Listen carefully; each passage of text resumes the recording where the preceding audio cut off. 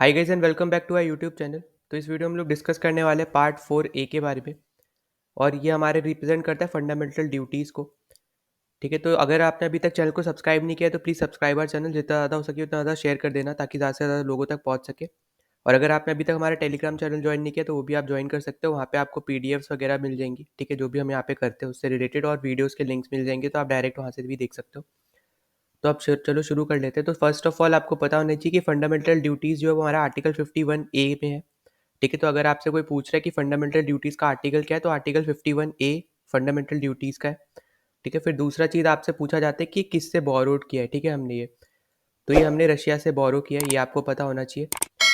फिर अगर हम मेन चीज़ पे चलते हैं, ठीक है, तो आपको पता होना चाहिए कि हमारे कॉन्स्टिट्यूशन में, ठीक है, इस पर्टिकुलर पार्ट में हमारे पास 11 फंडामेंटल ड्यूटीज़ है। ठीक है, तो यहाँ पे जितने भी इंपॉर्टेंट पॉइंट्स हैं ना, मैं सब यहाँ पे इस वीडियो में बताऊंगा। ठीक है, ध्यान से आप सुनते रहना।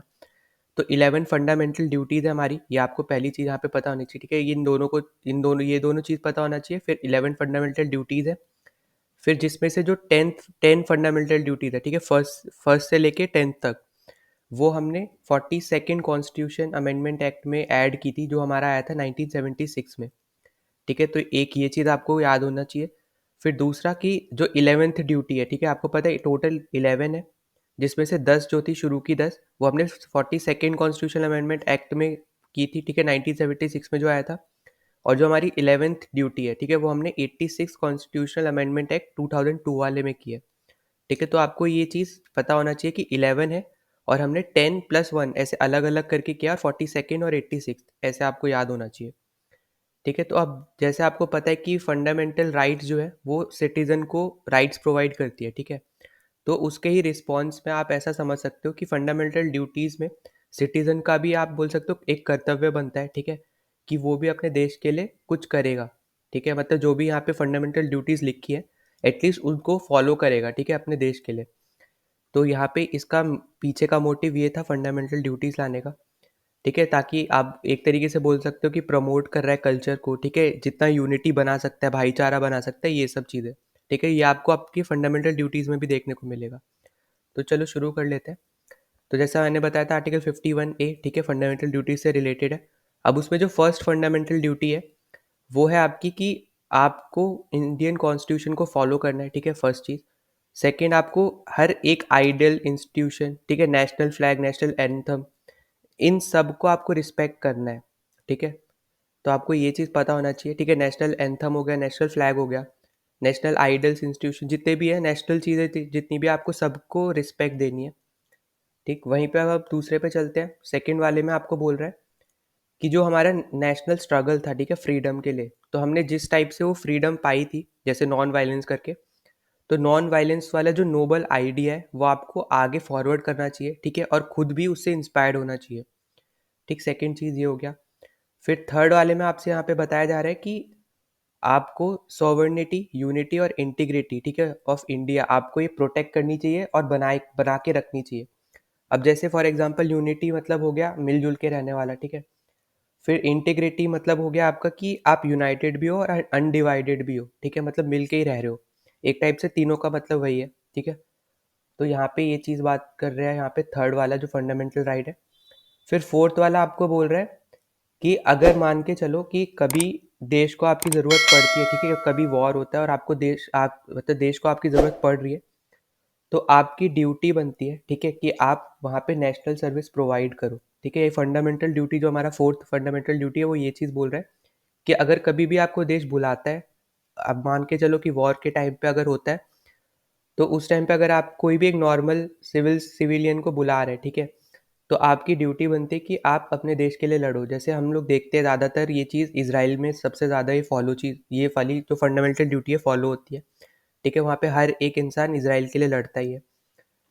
ठीक, फिर उसके बाद हम नेक्स्ट में चलते हैं। तो नेक्स्ट है हमारा फिफ्थ फंडामेंटल ड्यूटी।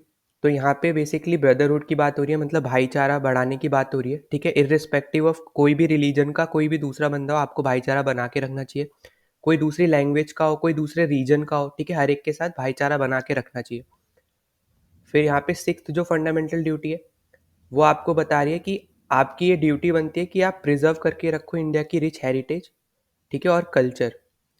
जितना भी इंडिया की जो रिच हेरिटेज है और जो कल्चर है, ठीक है, उन सबको आपको प्रोटेक्ट करके या प्रिजर्व करके रखना चाहिए। ठीक है, फिर अगर हम सिक्स यहाँ पे सेवन्थ की बात करते हैं, तो सेवन्थ में आपसे बोल रहे हैं कि आपको प्रोटेक्ट करना चाहिए और इम्प्रूव करना चाहिए नेचुरल इन्वायरमेंट। ठीक है, मतलब कोई भी ऐसे पोल्यूशन वगैरह क्रिएट नहीं करना चाहिए, ये सब चीज़ पे यहाँ पे बेसिकली बात हो रही है। तो नेचुरल इन्वायरमेंट में क्या क्या आता है कि फॉरेस्ट, लेक्स, रिवर, ठीक है, वाइल्ड लाइफ। अब लेक्स और ये सब रिवर्स इसलिए दिया है क्योंकि गंदगी जो हम देखते हैं ना आजकल हो रही है, ठीक है, रिवर्स पे, तो वो सब यहाँ पे नहीं होनी चाहिए। यहाँ पे ये चीज़ बोल रहे हैं कि आपकी ड्यूटी बनती है कि आप प्रोटेक्ट करके रखो और इम्प्रूव करो नेचुरल इन्वायरमेंट को, ठीक है, जो इंडिया में है। फिर अब हम नेक्स्ट पे चलते हैं, तो नेक्स्ट हमारा एट्थ। एट्थ में आपसे बोल रहे हैं कि आपको ना डेवलप करना चाहिए साइंटिफिक टेम्पर। ठीक है, बेसिकली यहाँ पे साइंस से रिलेटेड बात हो रही है कि कोई भी मतलब आपको उत्सुकता होनी चाहिए हर एक चीज़ कि ये क्यों हो रही है, क्या हो रही है, ठीक है, क्यों, मतलब ऐसा क्यों कर रहे हैं, ऐसा टाइप में। तो साइंटिफिक टेम्पर आपको बना के रखना है, ठीक है। ह्यूमैनिज्म मतलब वही मिलजुल के वाला, ठीक है।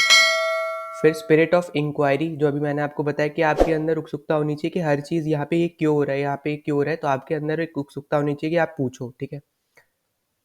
उसके बाद अगर हम नेक्स्ट में चलते हैं, तो 9 आपको बता रहे हैं safeguard public property and to observe violence, मतलब वायलेंस छोड़ो, ठीक है। और अगर मान लो वायलेंस के टाइम पे अगर वायलेंस होता है, ठीक है, तो उस टाइम पे आपकी ड्यूटी बनती है कि आप पब्लिक प्रॉपर्टी को हर्ट ना करो, ठीक है। जो कि हम देखते हैं कभी भी वायलेंस होता है किसी भी कंट्री में हो रहा हो, हमेशा पब्लिक प्रॉपर्टी को ही नुकसान होता है, ठीक है। तो यहाँ पे यही चीज़ बताई जा रही है कि अगर वायलेंस होता है तो आपकी ड्यूटी बनती है कि आप सेफ गार्ड करो वो पब्लिक प्रॉपर्टी को, ठीक है। फिर अगर हम बात करते हैं टेंथ फंडामेंटल राइट की, तो यहाँ पे टेंथ फंडामेंटल राइट क्या बता रहे हैं कि आपको अपनी तरफ से, ठीक है, इंडिविजुअली या फिर आप बोलो कलेक्टिव एक्टिविटी, बाकी सबको मिला के, ठीक है, आपको पूरी तरीके से ट्राई करना चाहिए अपनी सक्सेस का भी, जिससे क्या हो कि नेशन कॉन्स्टेंटली राइज करेगा, ठीक है, और उसको अचीवमेंट मिलेगी। मतलब आप जितना अच्छा करोगे उतना अच्छा नेशन करेगा, ऐसा एक टाइप से ये बोलना चाह रहे हैं। तो आपको अपना 100% देना चाहिए हर एक चीज़ में, ठीक। फिर हम बात करते हैं 11 फंडामेंटल ड्यूटी की, तो यहाँ पे बेसिकली जो 86 से ऐड हुई थी, ठीक है, याद रखना है 86 कॉन्स्टिट्यूशनल अमेंडमेंट एक्ट 2002 से 11th फंडामेंटल ड्यूटी जो ऐड हुई थी। तो बेसिकली यहाँ पे बताया जा रहा है कि आपको अपॉर्चुनिटी देनी चाहिए एजुकेशन की, ठीक है। किसकी अपॉर्चुनिटी देनी चाहिए? एजुकेशन की देनी चाहिए, किसको? चाइल्ड और वार्ड को जिसकी एज 6 से 14 ईयर्स के बीच में है, ठीक है। तो ये आपका राइट टू एजुकेशन वाला जो चीज़ है वो भी इसी से रिलेटेड है, आर्टिकल 21A, जो हमने पिछले वीडियो में डिस्कस भी किया, ठीक है, फंडामेंटल राइट्स वाले में। तो यहाँ पे ये 11 फंडामेंटल ड्यूटीज़ है, ठीक है। तो बहुत बेसिक सी ड्यूटीज़ है और ये सब। और एक चीज़ आपको ये ज़रूर याद रखनी है कि आप फंडामेंटल राइट्स से आप कोर्ट में केस वगैरह ये सब लड़ सकते हो, ठीक है, सब कुछ बता सकते हो। पर फंडामेंटल ड्यूटीज़ से आप केस में, मतलब कोर्ट में जाके केस नहीं लड़ सकते हो, ठीक है। तो ये आप ऐसा बोल सकते हो ये अबाइड नहीं है, मतलब आपको ज़रूरी नहीं है फॉलो करना है, एक टाइप से आप ये सोच सकते हो, ठीक है। पर फॉलो करना चाहिए, ठीक है, एज अ सिटीज़न हमें भी अपने देश के बारे में सोचना चाहिए। अगर देश हमारे बारे में इतना सोच के फंडामेंटल राइट्स वगैरह क्रिएट कर रहा है, ठीक है, कॉन्स्टिट्यूशन में दे रहा है, तो इसका पीछे का मोटिव यही है कि फंडामेंटल ड्यूटीज़ को भी सिटीज़न को फॉलो करना चाहिए, ठीक है। बस आप उससे केस वगैरह नहीं लड़ सकते हो कोर्ट में जाके, ठीक। तो हमने इस वीडियो में फंडामेंटल ड्यूटीज़ सब कुछ डिस्कस कर लिया है, ठीक है। जितना ज़्यादा पूछा जाता है सब कुछ हमने इस वीडियो में डिस्कस कर लिया है। अगर कोई डाउट होता है तो आप कमेंट डाउन कर सकते हो, ठीक है, मैं आपको रिप्लाई दे दूंगा। तो अगर आपने अभी तक चैनल को सब्सक्राइब नहीं किया तो सब्सक्राइब कर लेना, जितना ज़्यादा हो सकता है उतना ज़्यादा शेयर कर देना, वीडियो ज़्यादा से ज़्यादा लोगों तक पहुँच सके। मिलते हैं नेक्स्ट वीडियो में, टिल देन बाय।